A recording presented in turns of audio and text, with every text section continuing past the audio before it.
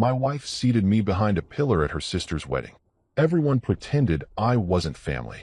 Then a stranger sat beside me and said, "Just follow my lead and pretend you're my date." When she stood to speak, everyone turned. My wife stopped smiling. "Look, I'm not saying I expected a parade when I married into the Ashford family, but I at least thought I'd get treated like an actual human being instead of some kind of domesticated houseplant they kept around for decorative purposes." My wife Clara, beautiful, ambitious, and perpetually concerned with what other people thought about literally everything, had this magical way of describing events that made them sound way better than they actually were. So when she told me her sister's wedding would be just a family thing, I figured, cool, maybe some awkward small talk with her uncle who always asked me about sports I didn't watch, a few glasses of overpriced wine, and we'd be home by 10. Simple, easy, survivable. What I didn't expect was to be treated like the help who forgot to use the service entrance.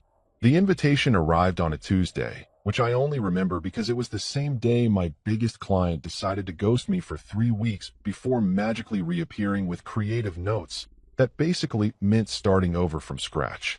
The envelope was thick, like unnecessarily thick, the kind of thick that screamed, "We spent more money on this piece of cardstock than you spend on groceries in a month." Cream-colored, obviously, because white would have been too pedestrian for the Ashfords. And there it was, embossed in gold foil that probably required the sacrifice of at least one graphic designer's sanity. Mr. and Mrs. Blake Monroe. I stared at it for a solid minute, feeling that weird mix of validation and dread that comes with being acknowledged by people who usually pretend you're part of the furniture. Clara snatched it from my hands before I could even process the calligraphy, squealing like she'd just won the lottery instead of receiving an invitation to an event she'd known about for 8 months. "Oh my God, Blake, look how beautiful this is."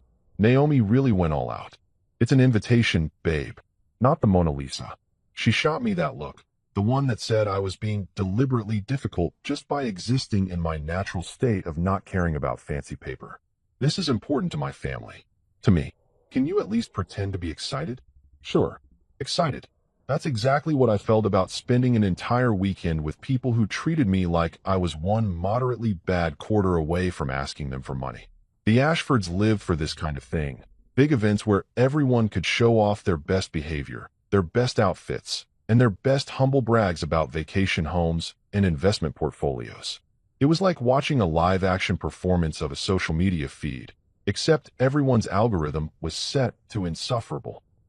We'd been married 3 years at that point, which is apparently the exact amount of time it takes for your in-laws to stop pretending they like you. In the beginning, Clara's mother, Patricia, a woman whose face hadn't moved since 2019 thanks to a very dedicated dermatologist, used to introduce me as the lucky one at family gatherings. Like I'd won some kind of cosmic lottery by marrying her daughter. Which, don't get me wrong, Clara was great. Smart, driven, gorgeous in the effortless way that made other women hate her a little bit. But after 3 years of watching me run my small architecture firm in Denver without becoming the next Frank Lloyd Wright, Patricia's script had changed. Now I was still figuring things out, which was rich people code for not rich enough. My firm was fine. Not spectacular, not tanking, just fine. We did residential projects mostly, a few small commercial gigs when we got lucky. I had 3 employees, an office that didn't smell like mold, and enough clients to keep the lights on and pay Clara's credit card bills when her designer phase kicked in, which was always. The woman could find a reason to buy a $400 throw pillow faster than I could say we already have pillows. When Naomi, Clara's younger sister and the bride-to-be, got engaged to some finance bro named Preston who definitely owned a boat he couldn't operate, I did what any decent brother-in-law would do. I sent a congratulations text. Nothing fancy, just a, "Hey, congrats on the engagement. Happy for you guys," with one of those little champagne emojis because I'm not a complete barbarian. Her response? A thumbs-up emoji. That's it. Not even the enthusiastic thumbs up with the sparkles or whatever. Just the basic, default, "I've acknowledged your existence, but couldn't be bothered to type actual words, thumbs up." That should have been my first clue that this wedding was going to be a disaster with a dress code. The second red flag came about 2 weeks before the big day, when I made the catastrophic mistake of asking a reasonable question. Clara was in the bathroom doing something complicated with her hair that involved at least 4 different products and a curling iron that cost more than my first car. I leaned against the doorframe, watching her in the mirror. Hey, so where am I sitting at the ceremony? She didn't even pause mid-curl. Oh, I think Mom's handling the seating arrangements. I felt something cold settle in my stomach, like I'd just swallowed an ice cube made of pure dread. Your mom is handling where I sit. Yeah, she's really good at that kind of thing. Very organized. Clara, your mom once tried to seat me at the kids' table during Thanksgiving. That was a mistake. There was a mix-up with the place cards. I was 34 years old.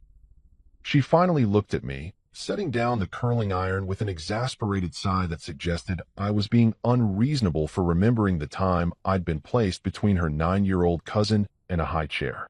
Blake, can you please not make this difficult? It's Naomi's day. Everything needs to be perfect. Perfect. Right.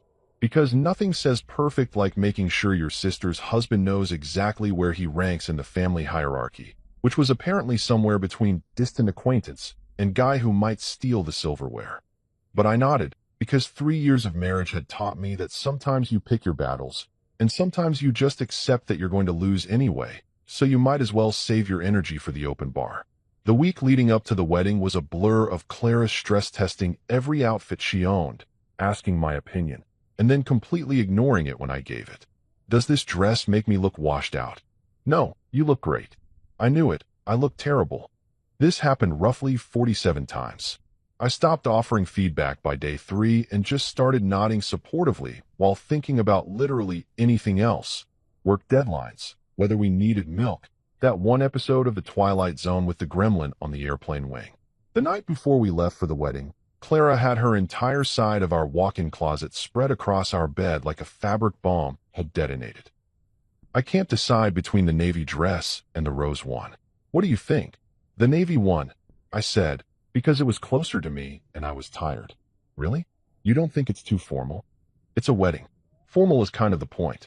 She held up the rose dress, tilting her head like she was decoding ancient hieroglyphics.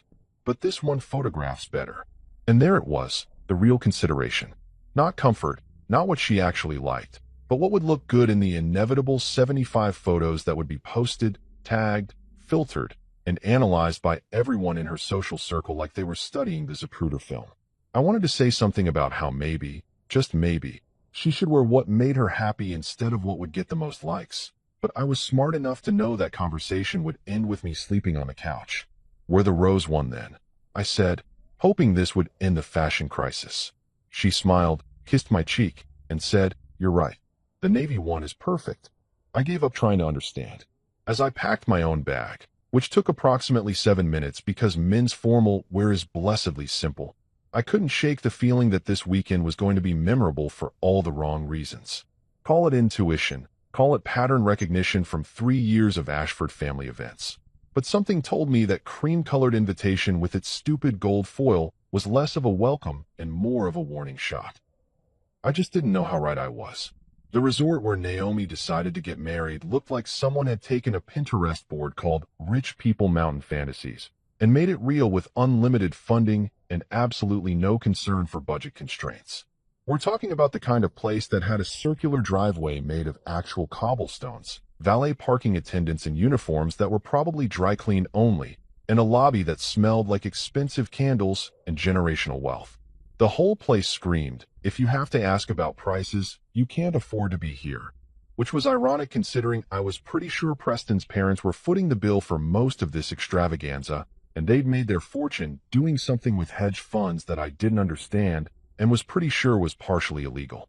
I pulled our car up to the entrance, a sensible Audi that Clara had picked out because it was sophisticated but not showy, which really meant expensive enough that people know we have money, but not so expensive that people think we're trying too hard, and immediately felt underdressed despite wearing my best charcoal suit.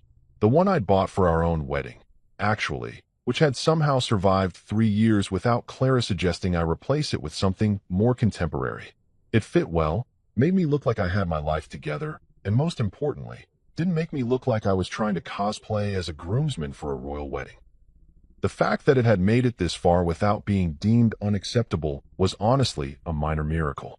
Clara looked absolutely stunning. which was both a blessing and a curse. Blessing because, hey, I got to walk in with a woman who turned heads. Curse because when Clara looked that good, I basically became invisible, like one of those optical illusions where you can either see the vase or the faces, but not both. She'd gone with the rose dress, naturally, because nothing I said ever actually mattered in these decisions, and she'd done something complicated with her hair that probably required YouTube tutorials and the patience of a saint. She looked radiant. The kind of radiant that makes photographers follow you around and other women simultaneously compliment you and hate you a little bit. The kind of radiant that makes husbands disappear entirely. We hadn't even made it through the lobby before Clara spotted her mother holding court near the concierge desk, surrounded by what I assumed were various aunts and cousins who all had the same highlights and the same ability to smile without their eyes participating. Oh my God, there's Mom. I need to go say hi. Blake, can you grab our bags from the car? The valet is literally taking the car right now, I said, watching our Audi disappear around the corner with a kid who looked about 19 and definitely knew how to drive stick better than I did. Well, check us in then. I'll meet you at the room. Love you. She kissed my cheek, a quick, distracted peck that felt more like muscle memory than affection, and then she was gone, practically speed walking across the marble floor in heels that cost more than my monthly health insurance premium. I watched her get absorbed into the cluster of Ashford women, all of them air-kissing and compliments that sounded sincere, but definitely weren't. I stood there for a moment, alone in a lobby full of wedding guests who all seemed to know each other, holding Clara's designer purse because she'd shoved it at me before disappearing. Cool. Great. This was going exactly how I'd imagined. Check-in took forever because apparently our room reservation had been made under Patricia's account, which meant I had to explain 3 separate times that yes, I was supposed to be here, no, I wasn't crashing the wedding, and yes, I was actually married to Clara Ashford Monroe, even though the hyphenated last name only appeared on her social media and literally nowhere else. The desk clerk, a young woman with immaculate patience and a name tag that said Jennifer, finally found our reservation and handed me 2 key cards with an apologetic smile that suggested she dealt with families like the Ashfords regularly and had developed impressive coping mechanisms. Our room was nice, I'll give them that. Mountain view, king bed with approximately 47 decorative pillows that would immediately be thrown on the floor, and a bathroom with one of those rain shower heads that made regular showers feel like disappointments. I texted Clara to let her know which room we were in and got back a thumbs up, which apparently was the family's preferred method of communication when they couldn't be bothered with actual words. I changed into my suit, checked myself in the mirror to make sure I looked like someone who deserved to be at this wedding, and headed down to the ceremony area. The event coordinator had sent out a detailed schedule that broke down the entire weekend into 15-minute increments, like we were all attending a corporate retreat instead of a celebration of love. According to the itinerary, I had 45 minutes before the ceremony started, which gave me plenty of time to find my seat and contemplate my life choices. The ceremony space was set up outside on this massive lawn that overlooked the mountains, and I had to admit, it was gorgeous. Rows and rows of white chairs with those fancy covers that made them look less like folding chairs and more like miniature thrones. Flowers everywhere, and I mean everywhere, in arrangements that probably cost more than my first car. There was a string quartet set up near the altar, playing something classical that I didn't recognize, but made me feel simultaneously cultured and poor. The whole setup looked like it belonged in a magazine spread titled Weddings That Will Make You Feel Bad About Your Life. I wandered toward the seating area, looking for the section where family was supposed to sit, figuring I'd be somewhere near the front since, I was married to the maid of honor. That's when I saw the place cards, each one written in the same elaborate calligraphy as the invitation, each one positioned with the kind of precision that suggested someone had used a ruler and possibly a protractor. I found mine pretty quickly because my name basically jumped out at me like a neon sign in a dark alley. Blake Monroe. Row 12. I counted. Front row, row 2, row 3, yeah, row 12.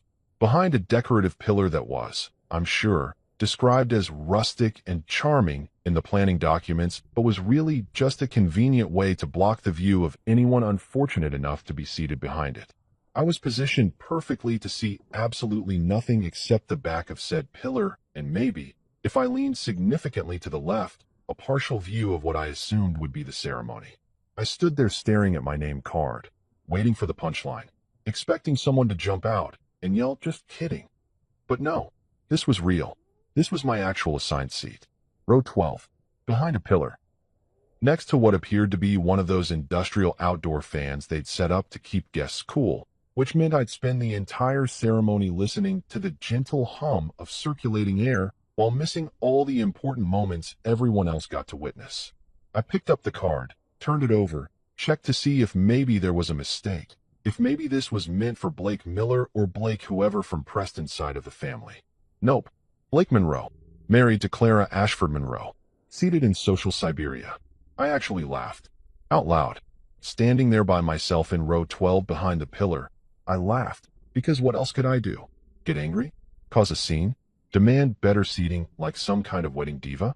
That would just confirm everything Patricia probably already thought about me, that I was difficult, ungrateful, not good enough for her daughter. Guess I'm the emotional support husband, I muttered to myself, sliding the name card back into its little silver holder.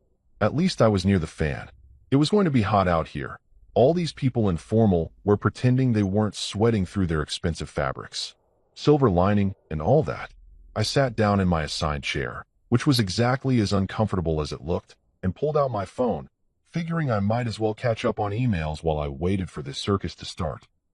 I had a few messages from the office, one from my mom asking how the wedding was going. I didn't have the heart to tell her I was being treated like an uninvited guest at my own sister-in-law's wedding. And absolutely nothing from Clara, who was presumably still locked in the bridesmaid's suite doing whatever bridesmaids do before ceremonies. Probably drinking champagne, talking about how perfect everything was, and carefully not mentioning where they'd seated their various husbands. Other guests started filtering in, dressed in their wedding best, finding their seats and making small talk about the weather and the venue and how beautiful everything looked. A few people glanced at me sitting alone in row 12, and I could see the questions forming. Who is this guy? Why is he sitting back there? Is he even supposed to be here? I smiled politely, nodded when appropriate, and tried to look like someone who totally chose to sit behind a pillar and definitely wasn't experiencing a slow-motion crisis about his marriage and his place in his wife's family. The string quartet shifted into something that sounded important and processional, which meant things were about to start. I adjusted my tie, checked my phone one more time for messages that hadn't arrived, and settled in for what I was certain would be a lovely ceremony that I wouldn't be able to see. At least the fan was nice. The ceremony was officially starting, which I could tell not from actually seeing anything useful, but from the sudden collective rustle of expensive fabric as everyone stood up and turned to watch the procession. From my premium seating location behind what I'd now mentally dubbed the Pillar of Shame, I had an excellent view of absolutely nothing except decorative stonework and the left shoulder of a man in row 11 who apparently bathed in cologne strong enough to violate the Geneva Convention. The fan next to me hummed along like it was providing the world's most depressing soundtrack to my exile.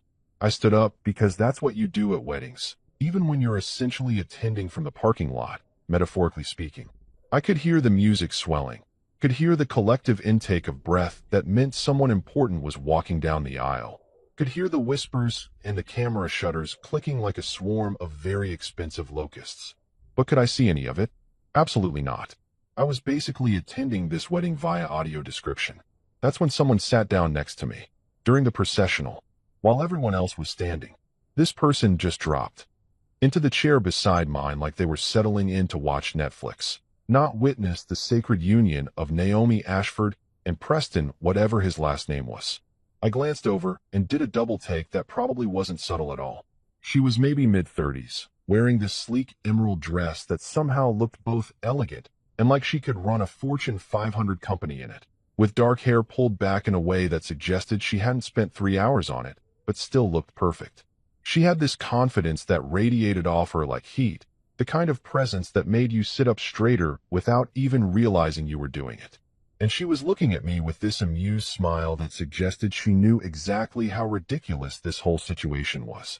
"You look like you've been banished," she whispered, leaning close enough that I could smell her perfume. Something subtle and probably expensive, not at all like the chemical warfare happening in row 11. "Want company?" I couldn't help it. I smirked. Here I was, having possibly the worst wedding experience of my life, and this complete stranger had somehow diagnosed my entire situation in one sentence. Only if you brought snacks. I brought sarcasm, she said, settling more comfortably into her chair while everyone else remained standing. Watching the ceremony, we couldn't see. Works better. Last longer. 0 calories. Sold, I said. I'm Blake. Sophie. She extended her hand like we were at a business meeting instead of committing the social sin of sitting during a wedding processional.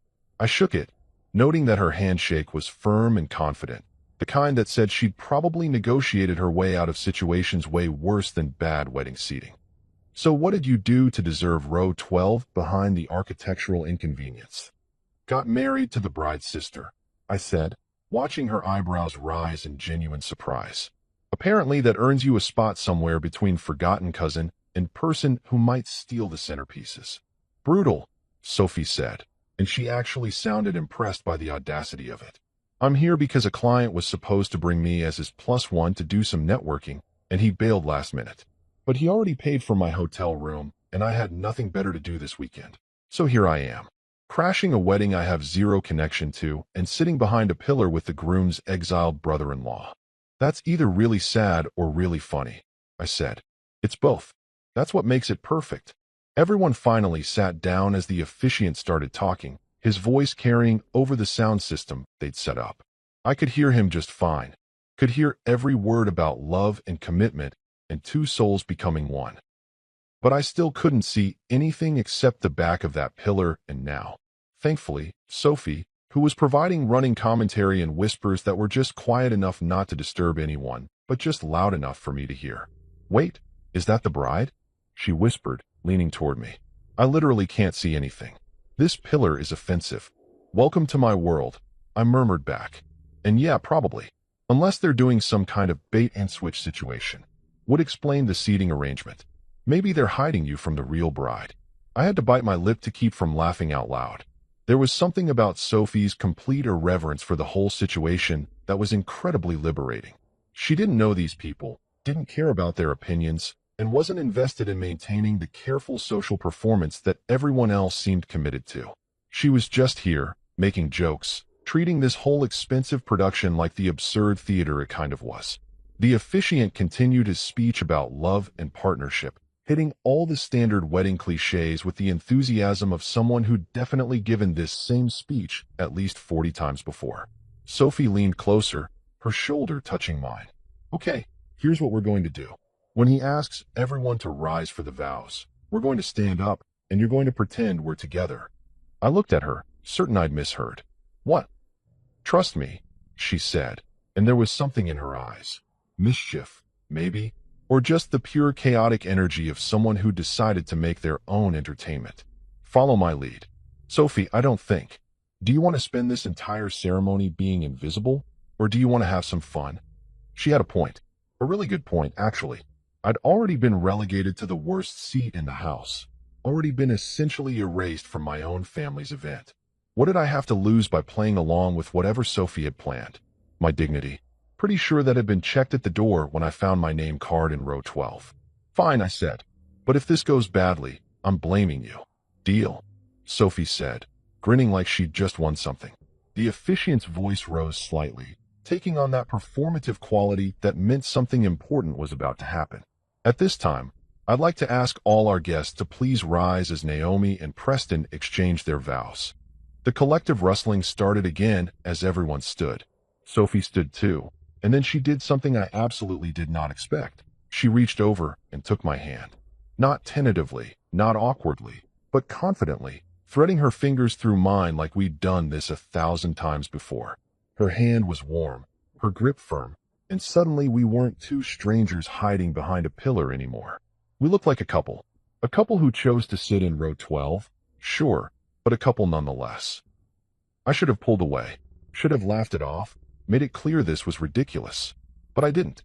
Maybe it was the absurdity of the whole situation, or maybe it was just nice to feel like I was part of something instead of an afterthought. But I squeezed her hand back. And that's when I saw Clara. She was standing up at the front with the other bridesmaids, holding a bouquet that probably cost more than my suit, and she was looking directly at me. Or more accurately, she was looking at me holding hands with a woman in an emerald dress who definitely wasn't her. I watched in real time as my wife's face went through a journey of emotions: confusion, recognition, disbelief, and then something that looked suspiciously like anger mixed with shock. Her perfectly composed expression, the one she'd probably been practicing in the mirror for weeks, cracked just slightly. Her smile faltered. Her eyes narrowed. And for the first time since we'd arrived at this stupid resort, Clara Ashford Monroe looked genuinely affected by my presence. Sophie must have noticed my reaction because she leaned in, still holding my hand, and whispered, "Is that her? The sister?" "No," I said quietly. "That's my wife." Sophie's grin got wider. "Oh, this is even better than I thought." Several other people had noticed our joined hands by now. I could see heads turning slightly, could feel the weight of attention shifting toward row 12 like we'd suddenly become interesting. An older woman 2 rows ahead actually turned around fully, her eyes traveling from our linked hands up to our faces, her expression suggesting she was already composing the text message she'd send to her friends about the drama she'd witnessed. The bridesmaids were definitely noticing. One of them, I think it was Clara's cousin Michelle, leaned over and whispered something to Clara, who responded without breaking eye contact with me. If looks could kill, I'd have been dead 3 times over. But here's the thing. I didn't let go of Sophie's hand. Maybe it was petty. Maybe it was childish. Maybe it was 3 years of being treated like an accessory, finally boiling over into one moment of rebellion. Or maybe it was just really, really satisfying to finally be seen. The officiant continued with the vows, Naomi and Preston probably saying something beautiful and meaningful, but I wasn't paying attention anymore. I was too busy having a silent standoff with my wife across 50 feet of lawn and 11 rows of designer-clad wedding guests. Sophie squeezed my hand slightly, a gesture that felt like solidarity, like she was saying, "I've got your back," without words. When the couple finally finished their vows and everyone sat back down, Sophie released my hand slowly, deliberately, making sure everyone who was watching saw that we'd been holding hands by choice, not accident. She settled back into her chair and leaned toward me. "So," she whispered, "on a scale of 1 to 10, how much trouble are you in?" I thought about the look on Clara's face, about the conversation we'd inevitably have later, about how this moment would probably be dissected and analyzed by her entire family before the reception even started. 11, I said. "Definitely 11. Sophie smiled. "Good. That means we're doing it right." The ceremony continued in all its overly orchestrated glory, and I have to say, watching a wedding you can barely see while sitting next to a woman who just helped you commit social terrorism is a surprisingly entertaining experience. The officiant had moved on from the vows to that part where he talks about the sacred bond of marriage like he's narrating a nature documentary about endangered species, his voice dripping with the kind of artificial gravitas that suggested he'd taken a weekend course on how to sound profound at weddings. Sophie had pulled out her phone, which, yes, was incredibly rude during a ceremony, but we'd already crossed so many social boundaries that one more didn't seem to matter, and was scrolling through what appeared to be work emails with the focus of someone who'd completely checked out of caring about wedding etiquette. Every few seconds, she'd lean over and whisper commentary that had me struggling not to laugh out loud like an idiot. "Okay, but seriously," she murmured, her eyes still on her phone. "Does he think he's performing Shakespeare?" That last bit about 2 hearts beating as one was so cheesy I think I'm lactose intolerant now. I covered my mouth with my hand, pretending to cough to hide the fact that I was absolutely losing it. A woman in row 11, not the cologne guy, thankfully, but his equally judgmental companion, turned around and gave us a look that could have curdled milk. Sophie smiled at her sweetly, the kind of smile that said, "I see you judging me, and I literally could not care less," and went back to her phone. From what I could see around the pillar, which wasn't much, but I'd figured out if I leaned significantly to the left and craned my neck at an angle that would probably require physical therapy later, I could catch glimpses of the ceremony. Things were proceeding exactly as planned. Naomi looked beautiful in what I assumed was a dress that cost more than a small car. Preston looked like every other finance bro in a tuxedo, and everyone was dutifully playing their roles in this elaborate production of upper-class wedding theater. The officiant launched into a reading about love that I'm pretty sure was from Corinthians, because it's always from Corinthians at weddings, and Sophie leaned over again. $50, says her vows rhyme.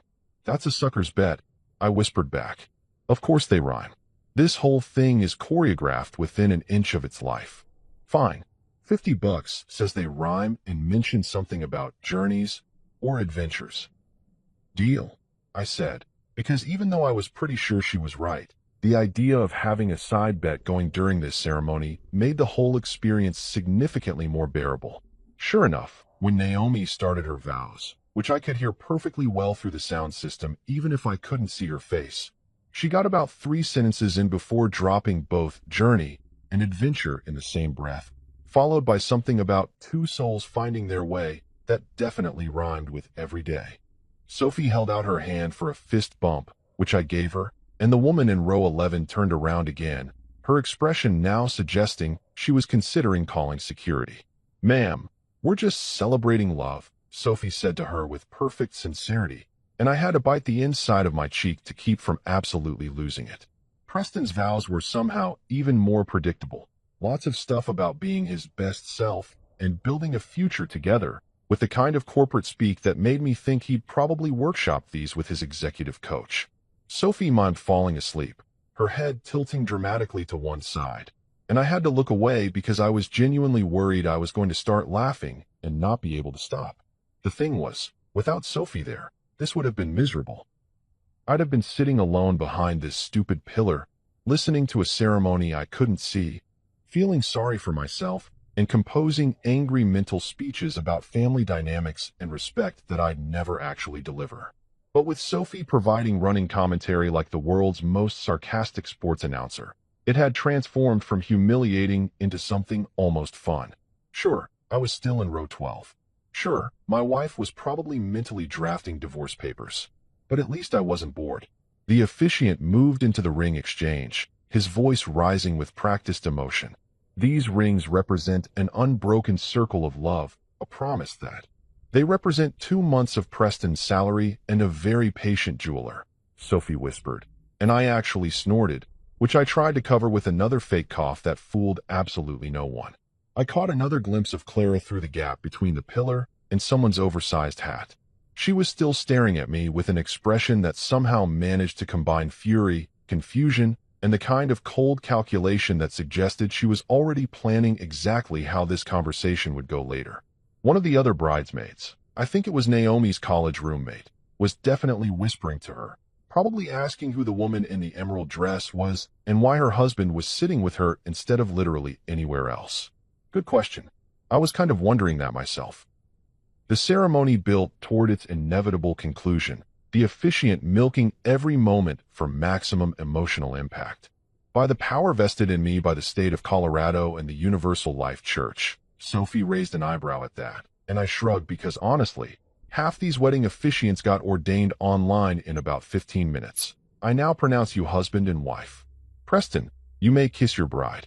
The crowd erupted into applause, the kind of enthusiastic clapping that happens at weddings, even though we all know the couple has definitely kissed before. Everyone stood up again, craning to see the newlyweds walk back down the aisle, phones out to capture the moment for social media immortality. Sophie and I stayed seated, not because we couldn't see, though we couldn't, thanks to our friend the pillar, but because Sophie looked at me with this glint in her eye that said, "You thinking what I'm thinking?" And I was absolutely thinking it. So we stayed in our chairs, and as the crowd stood and applauded and took pictures, we slow clapped.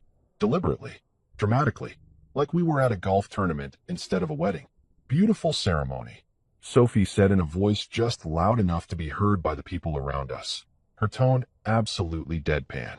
Really moved by that part where he mentioned the Universal Life Church. Brought a tear to my eye. I agreed, maintaining the same serious expression while continuing our theatrical slow clap. The way he pronounced matrimony was particularly touching. The cologne guy from row 11 turned around fully this time, his face red either from sun exposure or anger, possibly both. This is a sacred moment. Show some respect. Sophie looked at him with perfect innocence. Sir, we're applauding. That's literally showing respect. Would you prefer we not acknowledge their union at all? He sputtered, clearly not having expected a response, let alone one delivered with such unshakable confidence. His companion pulled at his arm, probably trying to prevent a scene, and he turned back around muttering something about people these days that made me feel about 100 years younger than I actually was. The newly married couple processed back down the aisle to some orchestral piece that was probably expensive and definitely dramatic, and the crowd began filing out row by row, following whatever mysterious order the event coordinator had established. We were in row 12, which meant we'd be among the last to leave, which was fine by me. I wasn't in any hurry to face the music that was waiting for me. Sophie stretched, looking completely relaxed despite having just helped me commit what was probably considered a war crime in Ashford family circles. So that was fun. Your family seems nice. They're not my family, I said, standing up as our row finally got the signal to move. They're my wife's family. There's a distinction. I noticed, Sophie said, falling into step beside me as we joined the slow procession toward the cocktail hour. The whole seating you behind a pillar thing kind of gave it away. Along with the death stares your wife has been sending our way for the last 20 minutes. Yeah, about that. Don't apologize. She cut me off, navigating through the crowd with the ease of someone used to commanding rooms. I had fun. Besides, anyone who seats their son-in-law behind a pillar deserves a little chaos. Consider it my contribution to wedding entertainment. We emerged from the seating area into the open lawn where staff were directing guests toward the cocktail hour location. I could see Clara about 30 feet ahead, surrounded by bridesmaids, clearly trying to make her way toward me through the crowd. She had that look on her face, the one that meant we were going to have a discussion with capital letters, probably involving words like embarrassing and inappropriate. And what were you thinking? Sophie followed my gaze and grinned. Want me to run interference? I'm excellent at awkward conversations. I think you've done enough damage for one day, I said, but I was smiling. Though I appreciate the offer. Fair enough. She pulled out her phone and typed something quickly. I'm giving you my number. Text me if you survive the interrogation. I want updates on this situation. You're assuming there will be updates beyond she killed me and hid the body behind the decorative pillar. Even better. I'll tell the police where to look. She squeezed my arm once, a gesture that somehow felt both friendly and conspiratorial, and then she disappeared into the crowd heading toward the bar, leaving me standing alone to face whatever came next. Clara reached me approximately 15 seconds later, her smile so forced it looked like it was held in place with invisible wire. Blake, we need to talk. Hey babe, beautiful ceremony. Really loved the part where. Who is she? Here we go. Clara grabbed my arm with the kind of grip that looked affectionate to outside observers, but felt like she was trying to cut off my circulation, steering me away from the main flow of guests toward a less populated section of the lawn near some decorative hedges that probably had a fancy Latin name. Her smile never wavered. The Ashfords had trained her well in the art of looking pleasant while absolutely seething underneath, but her eyes were doing that thing where they got really wide and intense, like a predator deciding whether to eat you now or save you for later. Start talking, she said through her teeth, still smiling in case anyone was watching. Who was that woman, and why were you holding her hand during my sister's wedding ceremony? Her name is Sophie, I said, trying to sound casual even though my heart was doing some kind of tap dance routine in my chest. She was sitting next to me in row 12. You know, the row you guys put me in, behind the pillar. Blake, this is not the time to be difficult. I'm not being difficult. I'm literally answering your question. You asked who she was, I told you. Clara's eye twitched slightly, which was about as close as she got to losing her composure in public. You were holding hands with a complete stranger during the ceremony. Do you have any idea how that looked? Probably looked like I had someone to sit with, I said. And okay, maybe I was being a little bit petty, but 3 years of this family's treatment and one ceremony spent behind a decorative pillar had apparently used up my entire reserve of patience. Unlike if I'd just been sitting there alone in row 12, which would have looked super great. Really sends a "we value family" message. The seating arrangements weren't personal. Clara, I was behind a pillar. A literal pillar. I couldn't see anything. Your mom seated me where people put +1s they've never met. Except I'm not a +1. I'm your husband. She glanced around quickly to make sure no one was in earshot, then leaned in closer. Can we please not do this right now? This is Naomi's day. Everything needs to be perfect. Seems pretty perfect to me, I said. She's married. Everyone's happy. The ceremony went off without a hitch. Well, Except for the part where your husband was essentially erased from the seating chart. But I'm sure that was just an oversight. You're being ridiculous. And you're being... I stopped myself, because we were heading into territory that wouldn't end well for either of us. I took a breath, trying to find some version of calm. Look, I'm not trying to ruin anything. I sat where I was told to sit. I watched the ceremony I could barely see. I'm here. I showed up. What more do you want? I want you to stop making a scene with some random woman. I wasn't making a scene. We were just sitting together. And her name is Sophie, not some random woman. She was nice enough to keep me company while I experienced the wedding from the social equivalent of witness protection. Clara opened her mouth to respond, but we were interrupted by Patricia materializing out of nowhere like some kind of judgmental ghost in a lavender mother-of-the-bride dress that probably cost more than my car. There you two are. Clara, darling, they need you for photos. Blake. She said my name like it was something unpleasant she'd found on her shoe. You're welcome to join us for the family portraits. The fact that she said it like she was doing me a favor, like I should be grateful for the permission to appear in photographs with my own wife's family, made something inside me snap just a little bit more. That's okay, Patricia. I think I'll hit the cocktail hour. Wouldn't want to ruin the aesthetic. Patricia's smile got tighter. It's really not a problem. We have time for a few with extended family. Extended family. That's what I was. Extended. Like a warranty nobody wanted to purchase, but felt obligated to consider. Blake, Clara hissed, her hand still on my arm. Don't be like this. I'm not being like anything. Your mom said it's not a problem, which implies it could be a problem, so I'm just removing the potential problem from the equation. You go take your photos. I'll be at the bar, probably making friends with other extended family members. I gently extracted my arm from Clara's grip and walked away before either of them could say anything else, heading toward the cocktail hour area where I could see a very promising bar setup and, more importantly, escape from this conversation. Behind me, I could hear Clara saying something to her mother in a hushed, urgent tone, but I didn't turn around. I just kept walking. The cocktail hour was set up on a different section of the lawn, this one with high-top tables scattered around and servers circulating with trays of food that looked beautiful and tasted like absolutely nothing. Seriously, rich people food is the weirdest thing. It's like they're competing to see who can make the most expensive ingredients taste the most bland. I grabbed something that might have been salmon off a passing tray, ate it in one bite, and immediately regretted it because it was definitely salmon, but somehow tasted like absolutely nothing except expensive disappointment. The bar was doing good business, which made sense because everyone needed alcohol to get through these things. I ordered a whiskey, Maker's Mark, because I'm not fancy, but I'm also not a monster, and scanned the crowd for Sophie. Found her almost immediately, because she was the only person who looked like she was actually enjoying herself instead of performing enjoyment for an invisible audience. She was standing near one of the high tops, talking to an older gentleman who looked very important and very boring, and when she saw me approaching she lit up like I was rescuing her from a hostage situation. Blake, there you are. Mr. Henderson, this is Blake Monroe. He's in architecture. Blake, this is George Henderson. He's in finance.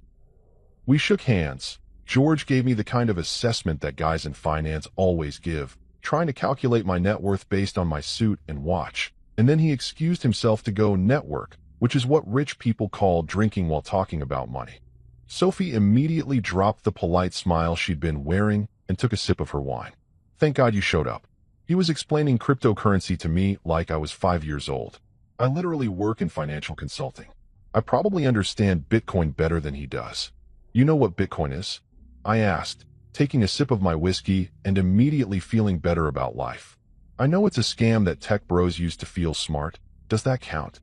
I laughed, actually laughed, the kind that comes from your stomach instead of just your throat. That's the best definition I've ever heard. So, she said, leaning against the high top and giving me her full attention. How did it feel to survive interrogation? You still have all your limbs, so I'm assuming it went okay. Define okay. My wife thinks I was trying to humiliate her. Her mother thinks I'm ungrateful for not jumping at the chance to be in extended family photos. And I'm pretty sure I just walked away from a conversation that's going to come back to haunt me later. Sounds like a successful cocktail hour to me, Sophie said, clinking her wine glass against my whiskey. Welcome to the rebellion. We claimed our corner of the cocktail hour like it was our personal territory, waving off servers with their tiny, tasteless food and making our own entertainment. Sophie told me about her job consulting for egotistical CEOs who thought they were geniuses but couldn't read a basic financial report. I told her about my architecture firm and how I'd gotten into it because I genuinely loved designing spaces but spent most of my time now dealing with clients who wanted their houses to look like they belonged in magazines instead of being, livable. Do you ever get clients who want things that are actually impossible? She asked. All the time. Last month someone wanted floor-to-ceiling windows that didn't let any light in because they didn't want glare. I was like, that's called a wall. You're describing a wall. She nearly spit out her wine. Please tell me you said that. I said it diplomatically. Something about managing solar exposure through strategic design choices. But yeah, I meant wall. You're good at the corporate speak thing. I'm impressed. 3 years married to Clara taught me how to say nothing in a lot of words. Sophie raised her eyebrows, but didn't comment, which I appreciated. Instead, she pivoted to a story about a CEO who'd asked her to find ways to optimize his personal brand, and had been furious when she'd suggested he stop tweeting at 3 a.m. about conspiracy theories. We traded stories about difficult clients and absurd requests, and somewhere in there I realized I was having more fun at this cocktail hour than I'd had at any Ashford family event in 3 years. Your wife's family, Sophie said eventually, swirling her wine glass. They're exactly the kind of people who think summer is a verb, aren't they? Oh God, yes. They summer in the Hamptons. They winter in Aspen. They fall in Vermont, apparently, to see the leaves and judge local establishments. I don't work for clients who don't pay taxes, she said, deadpan, and I almost choked on my whiskey. Jesus, Sophie. What? I'm just saying. The Ashfords strike me as the kind of family that has a lot of opinions about estate planning. She wasn't wrong. She was so aggressively not wrong that it was almost scary how quickly she'd sized up Clara's family. I was about to respond when I noticed Clara making her way toward us through the crowd. Her expression carefully neutral in that way that meant she was absolutely not neutral about anything. Incoming, I muttered to Sophie. Want me to handle it? She offered. Tempting, but probably not a great idea. Clara reached us with her public smile firmly in place, the one she used for networking events and passive-aggressive family dinners. Blake, they're about to announce dinner seating. We should probably head to the ballroom. Great, I said, finishing my whiskey. Can't wait to see where I'm sitting this time. Coat check. Kitchen. Maybe they've got a nice spot in the parking garage. Clara's smile tightened microscopically. You're at table 8. And where's table 8? It's a perfectly good table. That's not an answer, Clara. Sophie watched this exchange like it was the most entertaining thing she'd seen all day, which it probably was. Clara's eyes flicked to her briefly, then back to me. Are you coming or not? I looked at Sophie, who gave me a tiny shrug that said, your call. Then I looked at my wife, who looked beautiful and frustrated and like she desperately wanted this day to go according to plan. Yeah, I said, I'm coming. But as we walked toward the ballroom, I glanced back at Sophie one more time. She raised her wine glass in a mock toast, and I knew, absolutely knew, that this wasn't the last time I'd see her that night. This wedding was far from over. The ballroom looked like someone had taken the concept of wedding reception and multiplied it by about $50,000. Crystal chandeliers hung from the ceiling like expensive stalactites. Each table was covered in linens so white they were probably offensive to look at directly. And the centerpieces were these massive flower arrangements that blocked your view of anyone sitting across from you, which was either a design flaw or an intentional feature depending on how much you liked the people at your table. Everything sparkled. Everything gleamed. Everything screamed, we have money and we want you to know it. The head table, where Naomi, Preston, and the wedding party sat, was on a raised platform like they were royalty holding court, which honestly wasn't that far from how the Ashfords saw themselves. That table looked like something out of a magazine spread, with dramatic uplighting and enough floral arrangements to start a small garden center. You could practically hear money being spent just by looking at it. My table, on the other hand, looked like where they put the people they couldn't quite justify excluding but definitely didn't want prominently featured. Table 8 was positioned at what I'd generously call the edge of civilization. Far enough from the head table that we'd need binoculars to see anything important, close enough to the kitchen doors that we'd get to enjoy the constant traffic of servers rushing back and forth. The centerpiece was noticeably smaller than the ones on the tables closer to the action, and I counted exactly 6 place settings, which meant we were either missing people or this was just a half-populated table of misfits. I found my name card, because of course there were name cards. The Ashfords weren't going to let anything as chaotic as open seating happen, and sat down in a chair that was somehow less comfortable than the ceremony seating, which I hadn't thought was possible. To my left was an empty seat. To my right was someone named Jeffrey Patterson, who hadn't arrived yet, and across from me were 3 more empty seats with names I didn't recognize. Perfect. I was essentially sitting alone at a table for people nobody cared about, at a wedding where I was related to half the hosts. Clara had disappeared again. Something about helping Naomi with her dress, or coordinating photos, or any one of the 17,000 tasks that bridesmaids apparently had to handle. I pulled out my phone and pretended to check emails so I wouldn't look like the sad guy sitting alone at a wedding, which was exactly what I was, but didn't need to broadcast. That's when Sophie appeared out of nowhere, holding a fresh glass of wine and looking around the ballroom with the expression of someone conducting a sociological experiment. She spotted me, grinned, and started walking toward table 8 like she owned the place. "Tell me you're not sitting here alone at the sad table," she said, arriving and looking at the empty seats around me. "Technically, there are other people assigned to this table. They just haven't shown up yet. Or maybe they saw the seating chart and faked their own deaths. I don't know." "Well, that's just tragic." She looked at the empty seat next to me, then at her own wine glass, then back at me. "Switch seats with me. Sophie, you have your own seat assignment somewhere." "Yeah, at table 14, near the bathrooms and the emergency exit." "I've decided that's unacceptable." She set her wine glass down decisively. "We're going to the front." I stared at her. "We can't just go to the front. There are assigned seats. There's a whole system. Clara's mom probably has a backup seating chart in case someone tries to cause chaos." "Perfect. Let's be the chaos." Sophie was already grabbing her clutch and her wine. "Come on. What are they going to do, throw us out? This is a wedding, not a military operation. Have you met the Ashfords? Because it's definitely both." "Blake." She looked at me with an expression that was half challenge, half genuine encouragement. "You've been shoved to the back of everything all day. The ceremony, the cocktail hour, now dinner.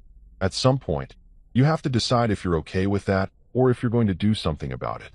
She had a point. A really, really good point that hit somewhere uncomfortable in my chest. I'd spent 3 years accepting whatever position the Ashfords assigned me, telling myself it was fine, it didn't matter, it was just easier to go along with things than to make waves. But sitting here alone at table 8 while my wife was up on the platform with her family, it occurred to me that maybe easier wasn't actually the same thing as better. "Fine," I said, standing up and grabbing my jacket from the back of the chair. "But when this goes badly, it won't go badly. It'll go interestingly. There's a difference."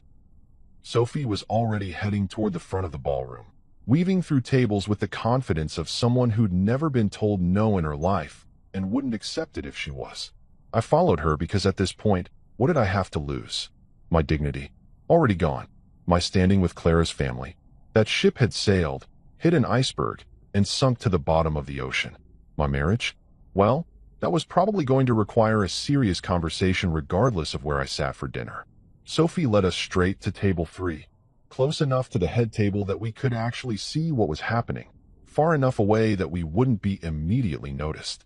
There were 2 empty seats, which Sophie claimed were clearly meant for us because the universe provides. One of Naomi's co-workers from her marketing job was already seated there, a woman in her 40s named Janet, who looked delighted to have company. "Oh, wonderful. Are you friends of the bride?" Janet asked as we sat down, and I opened my mouth to explain that actually I was married to the bride's sister, but had been seated in Siberia for reasons that would require a therapist to unpack.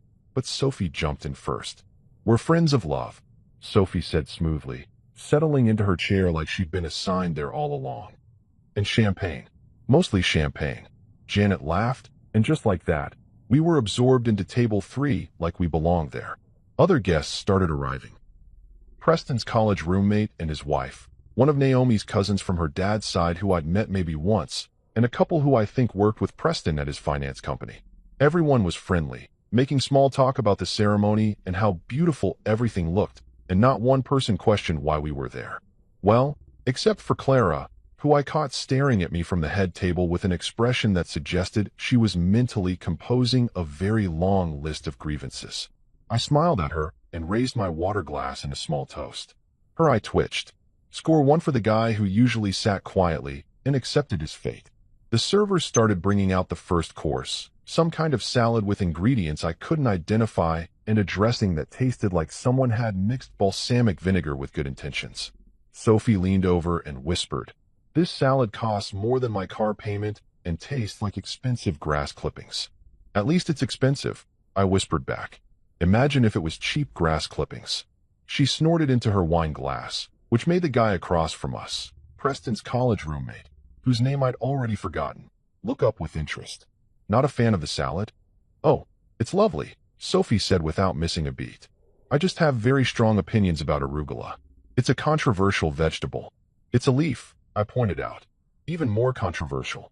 And somehow, just like that, we were integrated into table 3. People laughed at Sophie's jokes, asked me about my work when they found out I was in architecture, and generally treated us like we were supposed to be there. It was the most included I'd felt at an Ashford event in 3 years, and it was entirely because I'd broken the rules and sat somewhere I wasn't supposed to. The photographer made her way around the room, taking candid shots of tables, and when she reached ours, she asked everyone to squeeze in for a group photo. Sophie leaned into me, her shoulder pressing against mine, and I caught a glimpse of Clara watching from the head table. Her smile looked like it had been painted on with a very shaky hand. The photo flash went off, capturing what I'm sure was a beautiful image of Table 3 and their 2 uninvited guests who looked like they were having the time of their lives. Because honestly, we kind of were. Dinner progressed through multiple courses that all looked like abstract art and tasted like they'd been designed by someone who thought flavor was vulgar. There was a fish course that came with foam, actual foam, like someone had taken soap and decided it belonged on a plate, and some kind of beef tenderloin that was probably very expensive but had been cooked to the exact temperature of "we're trying too hard." Sophie provided running commentary on each course like she was reviewing them for a food magazine that specialized in rich people's questionable choices, and I had to keep taking sips of water to avoid laughing too obviously.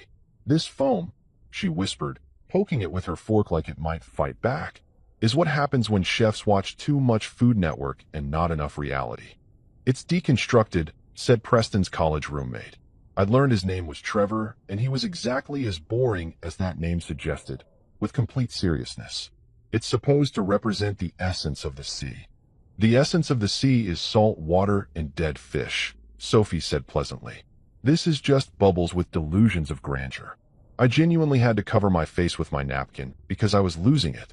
Trevor looked confused, his wife looked amused, and Janet was openly laughing, which made me feel slightly less terrible about the fact that we were essentially mocking the very expensive meal someone had paid a fortune for. From the head table, I could see Clara engaged in what looked like an intense conversation with her mother, both of them occasionally glancing in my direction like they were discussing a problem that needed solving. Which, fair enough, I guess I was a problem at this point. But here's the thing. I'd been a quiet, accommodating, invisible problem for 3 years. If I was going to be a problem anyway, I might as well be an interesting one. The clinking of glasses started as dessert was being served, some kind of deconstructed wedding cake that came in individual portions and probably cost more per bite than my hourly rate. The best man stood up, adjusting his microphone with the kind of nervous energy that suggested he'd written his speech on the plane ride here. His toast was exactly what you'd expect. Stories about Preston in college that were supposed to be funny, but mostly just revealed that Preston had been exactly the same in his 20s as he was now. A few jokes about marriage that had been recycled from every best man speech since the dawn of time, and a heartfelt conclusion about love and happiness that sounded sincere enough. Everyone clapped politely.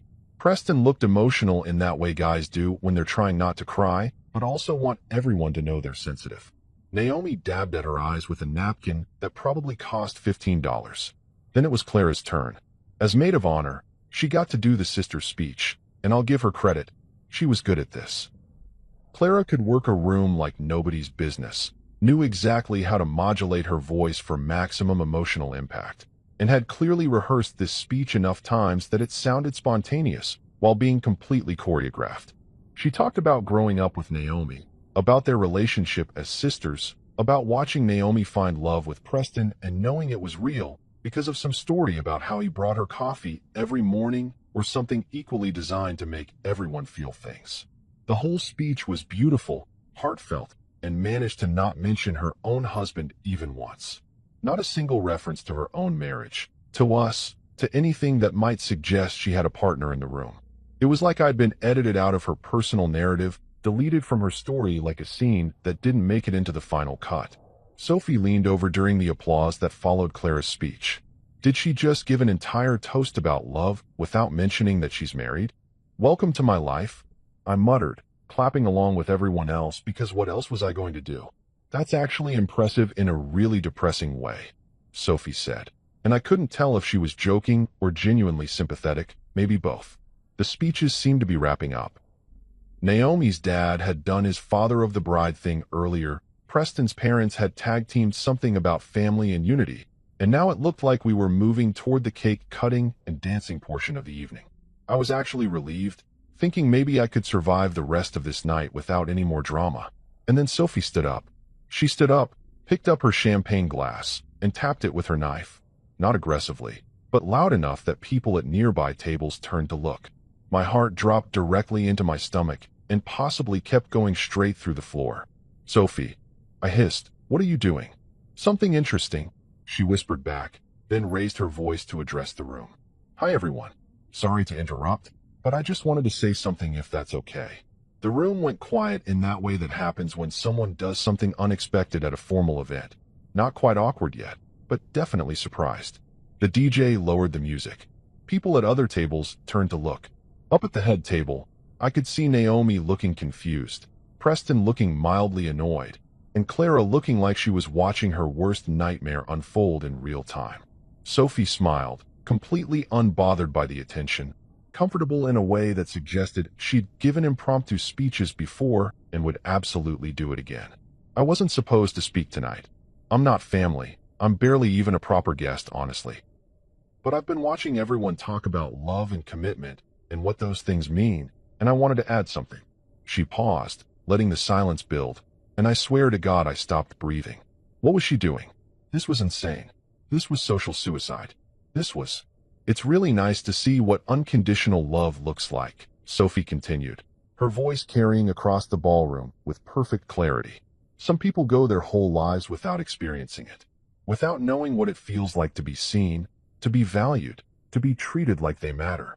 And I think that's really sad. The room was completely silent now, everyone hanging on her words, trying to figure out where this was going. I could see people exchanging glances, could feel the collective confusion building. Sophie's smile didn't waver. "So I wanted to make a toast," she said, raising her champagne glass higher.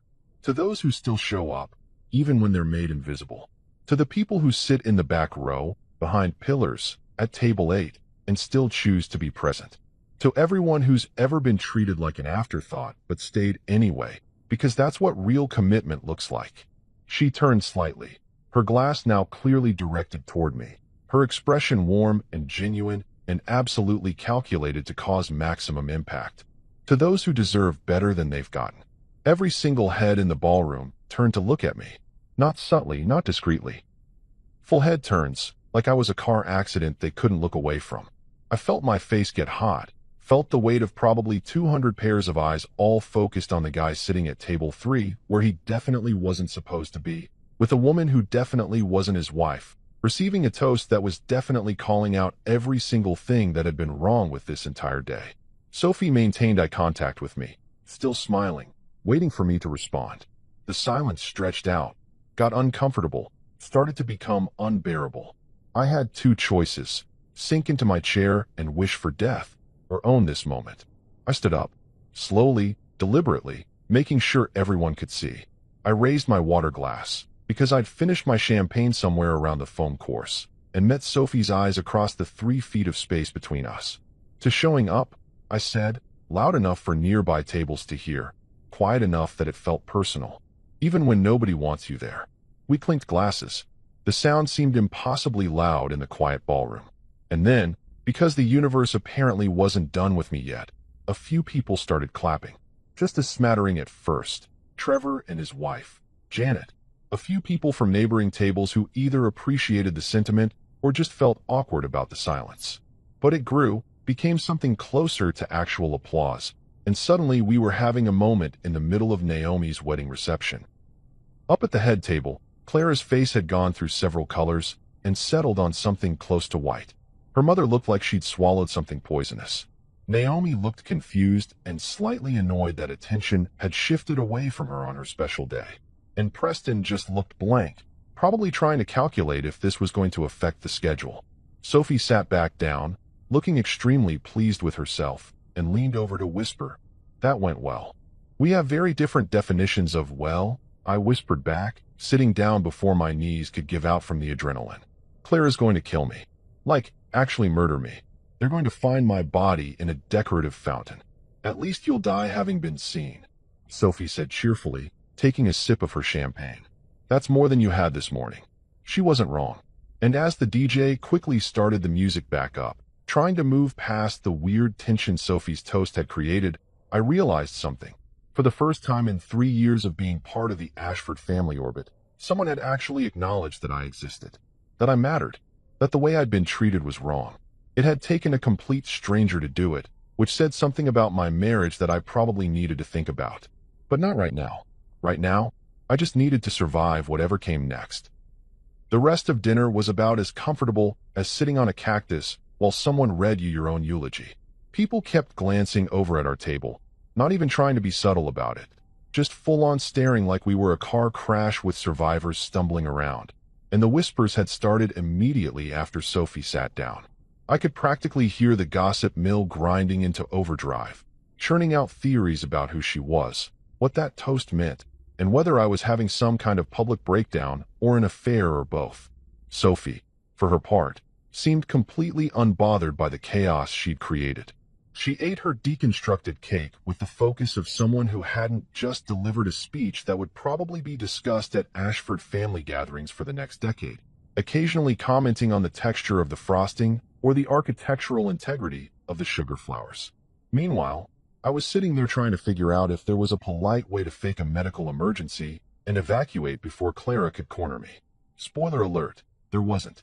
The cake cutting happened. Naomi and Preston doing that thing where they feed each other tiny bites while everyone took photos, managing to be both adorable and vaguely threatening as Preston smashed a little bit of cake on Naomi's face in what was supposed to be playful, but looked kind of aggressive. The first dance happened, some song that was probably meaningful to them, but sounded like every other wedding slow song ever written. More photos, more champagne, more speeches from relatives who thought everyone wanted to hear their opinions on marriage despite most of them being divorced at least once. I was trying to blend into the background again. Old habits die hard. When Clara appeared next to my chair like a particularly well-dressed ghost. She didn't say anything at first, just stood there radiating fury in a way that was honestly impressive considering she was still maintaining that public smile. Sophie noticed her arrival and made a show of checking her phone, giving us the illusion of privacy even though everyone within a 10-foot radius was definitely listening. Outside, Clara said quietly, "Now." It wasn't a request. I stood up, nodded apologetically to the table even though I had nothing to apologize for, and followed my wife through the ballroom toward one of the side exits that led to a terrace overlooking the mountains. The view was probably stunning, all dramatic peaks and sunset colors, but I wasn't really paying attention to the scenery because I was too busy preparing for what was about to be a very unpleasant conversation. The door closed behind us, cutting off the music and chatter from inside, and suddenly it was just the two of us in the rapidly cooling evening air. Clara rounded on me immediately, her composure finally cracking now that we were alone. "Who the hell is she, Blake?" "I told you already. Her name is Sophie. She was sitting next to me at the ceremony." "I don't care where she was sitting. I want to know why she just gave a speech about you in the middle of my sister's wedding reception." Clara's voice was getting louder, climbing toward a register I rarely heard from her. "Do you have any idea how humiliating that was? Everyone is talking about it. My mother is furious." "Of course your mother is furious. Your mother is always furious about something I do. Last Thanksgiving she was mad because I used the wrong fork for the salad course." "This isn't about forks, Blake. This is about you making a scene with some woman nobody knows. Her name is Sophie. I said again, more firmly this time. And she wasn't making a scene. She was making a point. What point? That you're embarrassing? That you can't handle one day of being part of this family without acting like a child? Something cold settled in my chest, the kind of cold that comes right before you say something you can't take back. Being part of this family? Clara, I was seated behind a pillar. At your sister's wedding. Behind an actual pillar where I couldn't see anything. Do you know how that felt? The seating arrangements weren't personal. Stop saying that. I actually raised my voice, which shocked both of us. I never raised my voice. That wasn't my style. But 3 years of swallowing frustration and one day of being treated like human garbage had apparently reached my breaking point. Stop pretending like it wasn't intentional. Your mom seated me there because that's exactly how your family sees me. As something to be hidden away, something that doesn't quite fit the image you're all trying to project. Clara's eyes got shiny, which usually meant tears were coming, but her voice stayed hard. You're being paranoid. My mother was just trying to organize a complicated seating chart. I'm your husband. I should have been at your table, or at the very least somewhere I could actually see the ceremony. But instead, I was in row 12 behind a pillar, like I'm some distant cousin nobody likes, but felt obligated to invite. And when I asked you about it before the wedding, you said your mom was handling it, like that explained everything. Like it was fine. Blake. And at dinner, I was at table 8. Table 8, Clara. Do you even know where table 8 is? It's next to the kitchen.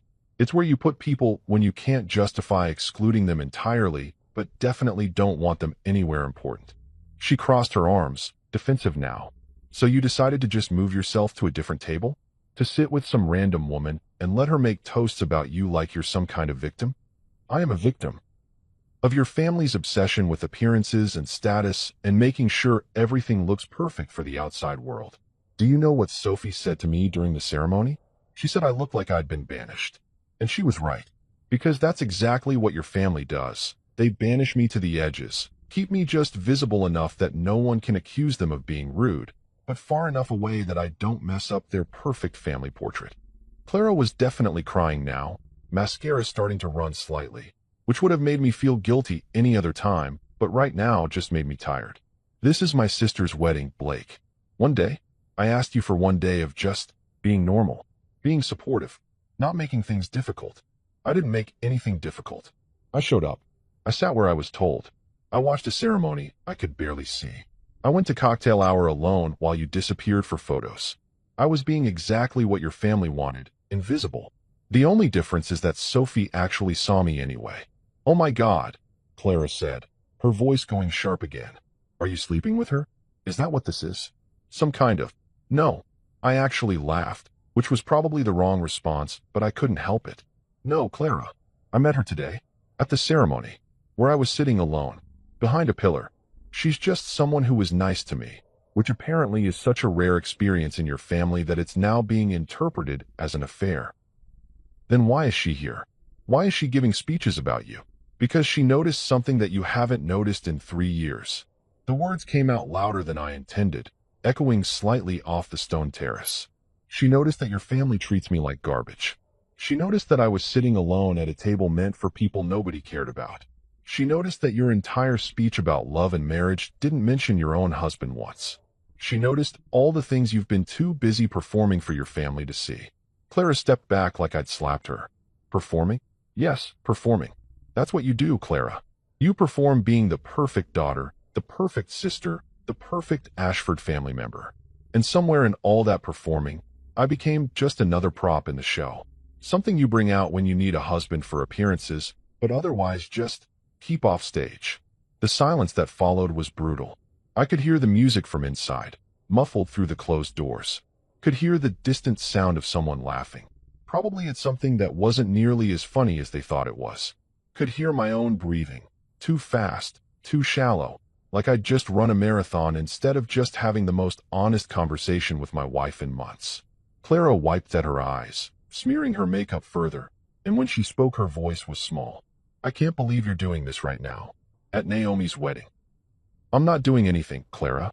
I'm just finally saying what I should have said a long time ago. Your family doesn't respect me. They don't value me. And you've been letting them treat me like this for 3 years because it's easier than standing up to them. That's not fair, isn't it? When was the last time you defended me? When was the last time you told your mother that actually, I'm not still figuring things out? I'm running a successful business. When was the last time you introduced me as your husband, like you were proud of that instead of like you were apologizing for it? She didn't have an answer for that. Or maybe she did and just didn't want to say it out loud. Either way, the silence stretched between us like a chasm, and I realized with sudden, awful clarity that we probably needed to have this conversation a long time ago. Maybe before we got married. Maybe on our wedding day when her mother made that comment about me being the lucky one, like Clara was some kind of prize I'd won in a lottery instead of a person I loved. I need to go back inside, Clara said finally, her voice flat. People will notice I'm gone. Of course, people would notice. God forbid the Ashfords do anything without considering what people would think. Yeah, I said, suddenly exhausted. You should go. She hesitated for just a moment, and I thought maybe, she was going to say something real, something honest, something that suggested we could work through this.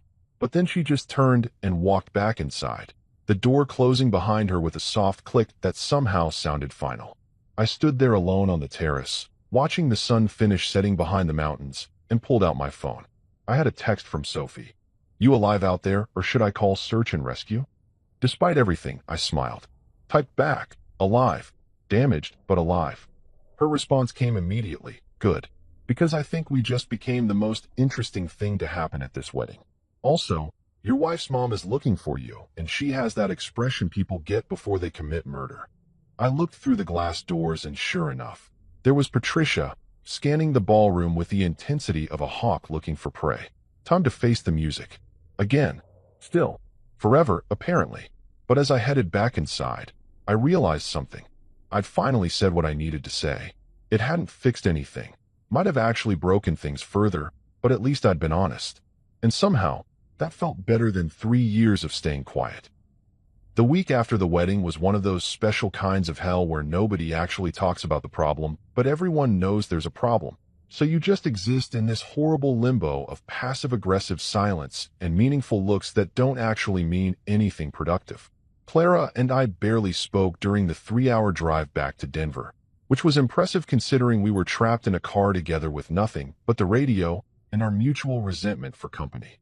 She scrolled through wedding photos on her phone, because of course everyone had already posted 75 albums worth of pictures, occasionally sighing in ways that seemed designed to make me feel guilty, but mostly just made me tired.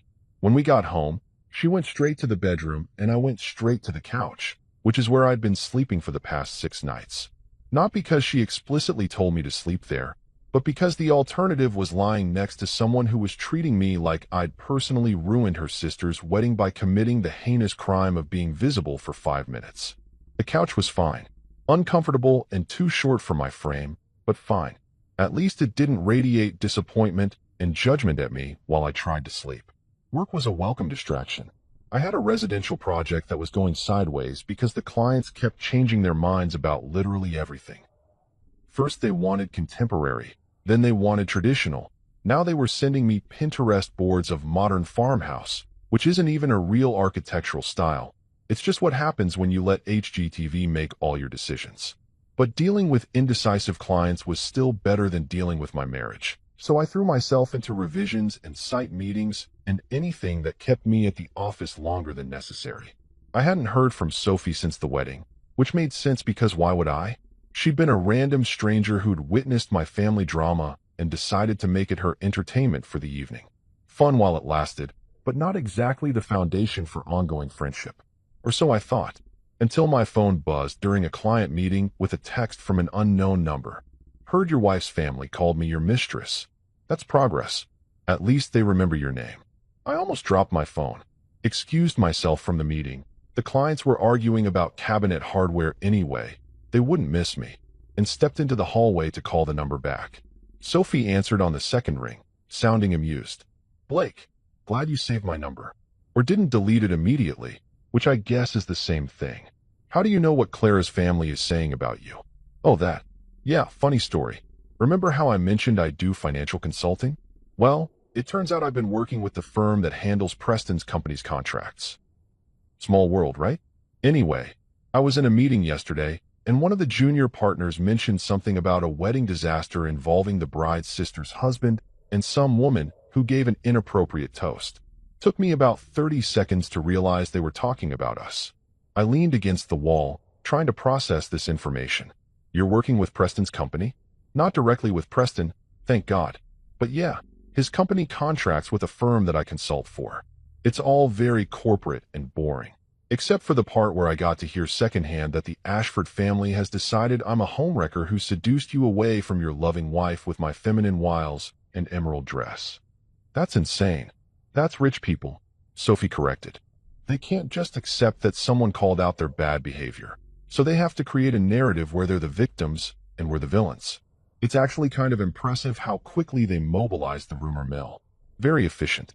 I rubbed my face with my free hand, feeling a headache starting behind my eyes. I'm sorry you got dragged into this. Are you kidding? This is the most interesting thing that's happened to me in months. Do you know how boring financial consulting is? I spend my days explaining to men with MBAs why their innovative strategies are actually just accounting fraud with better PowerPoint presentations. This is entertainment. Despite everything, I laughed. You're insane. I prefer chaotically helpful, but sure. Listen, I'm texting you because I thought you should know what they're saying. But also because... She paused, and I could hear the smile in her voice. I may have overheard some other interesting things in that meeting. Things about the Ashford family that you might want to know. Sophie, what did you do? I didn't do anything. I just happened to be in a room where people were talking, and I happened to have very good hearing. For instance, did you know that your darling mother-in-law was bragging before the wedding about how she'd handled your seating arrangements? Apparently, she told several people, and I quote, "We kept Blake out of the main photos and seated him strategically so he wouldn't ruin the aesthetic." Actual words. Ruin the aesthetic. The headache got immediately worse. She said that, according to the junior partner, who heard it from his wife, who was at the bridal shower. Your mother-in-law literally told people she was hiding you because you didn't fit her vision for the wedding photos. Which, for the record, is absolutely unhinged behavior and also exactly what I suspected when I saw you behind that pillar. I should have been angry. I was angry, actually, somewhere under the exhaustion and resignation. But mostly I just felt validated in a sad way, like someone had finally confirmed that yes, the thing I'd suspected for 3 years was actually real and not just my paranoia. Blake, you still there? Yeah, I said, just processing the fact that my mother-in-law literally planned to hide me at her daughter's wedding and then told people about it like it was a reasonable thing to do. If it helps, everyone who heard about it apparently thought she was crazy. Well, everyone except the Ashfords themselves, who seem to think this is normal family behavior, which tells you everything you need to know about that family. We talked for another 20 minutes, Sophie filling me in on various other tidbits she'd picked up through the corporate gossip pipeline. Apparently, Patricia had been on a campaign after the wedding to paint me as difficult and ungrateful, telling anyone who would listen that I'd embarrassed the family by sitting at the wrong table and associating with questionable people, by which she meant Sophie, who was literally a successful business consultant but didn't have the right last name or pedigree. The best part, Sophie said, is that Preston's boss was at the wedding. He saw the whole thing, your seating, my toast, all of it, and he thought it was hilarious. Told me at the meeting that he'd never seen someone call out that kind of subtle family toxicity so perfectly.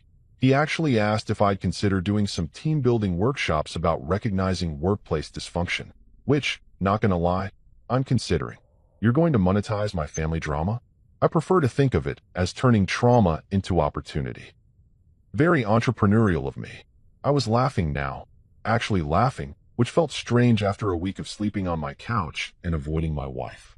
You're absolutely ridiculous. Thank you. Listen, I know this is probably a weird time for you, with your marriage and everything. But if you want to grab coffee sometime and talk about it, or just complain about terrible in-laws, I'm around. No pressure, no weirdness. Just two people who survived a wedding disaster together. I thought about it. Thought about Clara scrolling through photos at home, probably getting ready to go to her mother's house for what I'm sure would be a very productive conversation about how I'd ruined everything. Thought about spending another evening on the couch, staring at the ceiling, wondering when my marriage had become this thing I had to survive instead of something I actually enjoyed. Yeah, I said, coffee sounds good. When are you free? We made plans to meet the next day at a place downtown, one of those third-wave coffee shops where everything costs too much, but at least tasted good. After we hung up, I stood in the hallway for a minute, looking at my phone, trying to figure out how I felt about the fact that the most honest conversations I'd had in the past week had been with a woman I barely knew instead of with my own wife. When I got back to the meeting, my clients had finally agreed on cabinet hardware, oil-rubbed bronze, because apparently that's still a thing people want. And I spent the rest of the afternoon working on drawings that didn't require me to think about my personal life. Architecture was predictable. You followed the codes, you made things structurally sound, you solved problems with logic and mathematics. Marriage, apparently, didn't work that way.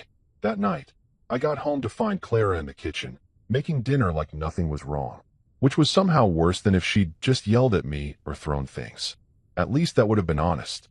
"Hey," I said, setting my bag down by the door. "Hey, dinner in 20 minutes. Cool.